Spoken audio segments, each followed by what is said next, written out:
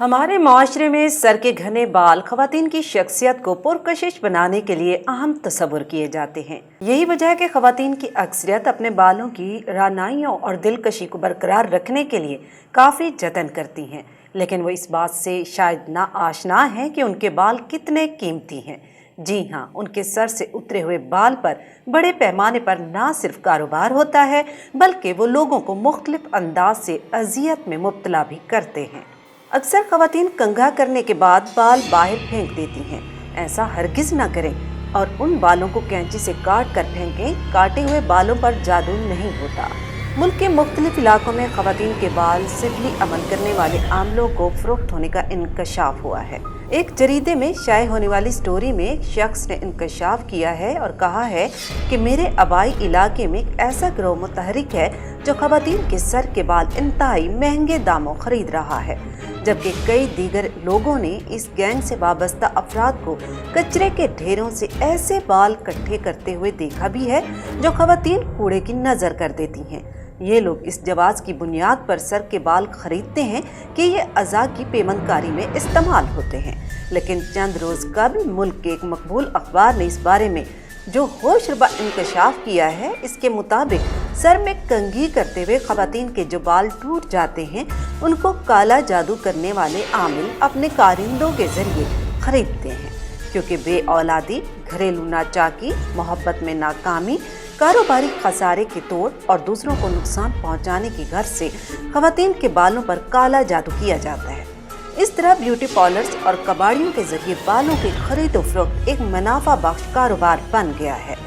जादू वाक़ियात को गैर फितरी तौर पर ज़हूर पजीर लाने का एक फ़न है, जबकि काला जादू एक ऐसा सिफली अमल है जो शयातीन की इस्तानत और नाजायज़ तरीके से किसी को नुकसान पहुँचाने के लिए इस्तेमाल किया जाता है। काले जादू से मुतासरा शख्स शदीद मसाइल में घिर जाता है। बाज़ सूरतों में वो सख्त बीमार रहता है और ऐसे इलाज मुआलजे से भी कोई शिफा नहीं होती, बल्कि उसका रूहानी इलाज कराना दुरुस्त अमल है।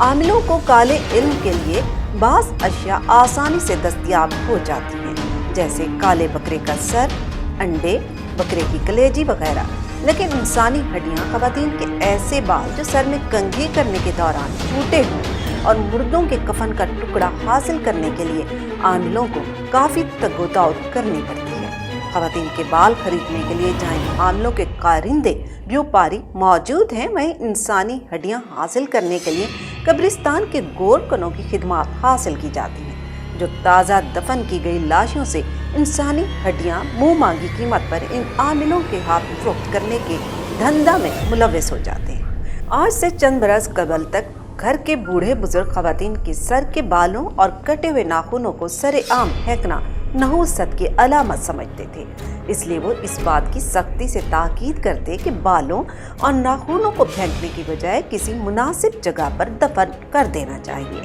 माजी में बुजुर्गों की बातें काफ़ी असर रखती थी, यहाँ तक कि कसाई भी बड़ी हड्डी से गोश्त साफ करके उसे फेंकने से पहले बगदा मार कर तोड़ देते थे। जब इनसे पूछा जाता कि आप हड्डी से गोश्त साफ करके इसे क्यों तोड़ कर फेंक देते हैं, तो जवाब मिलता कि बाप दादा की रिवायत है कि साबित हड्डी सिफली अमल यानी कि काला जादू करने वालों के काम आती है, लेकिन मौजूदा दौर में इन बातों पर बिल्कुल भी ध्यान नहीं जाता। यही वजह है कि ख़वातीन की लापरवाही की वजह से उनके सर के बाल कूड़ा करकट के ढेरों पर पहुंचकर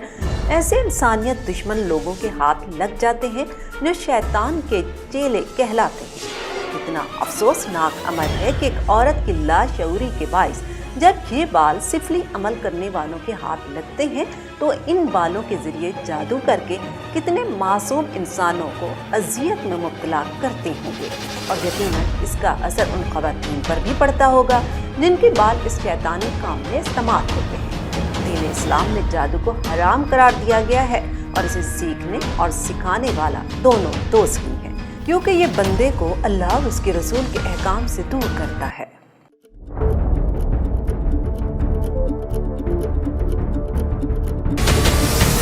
हमारे चैनल को सब्सक्राइब करें और बेल आइकन पर क्लिक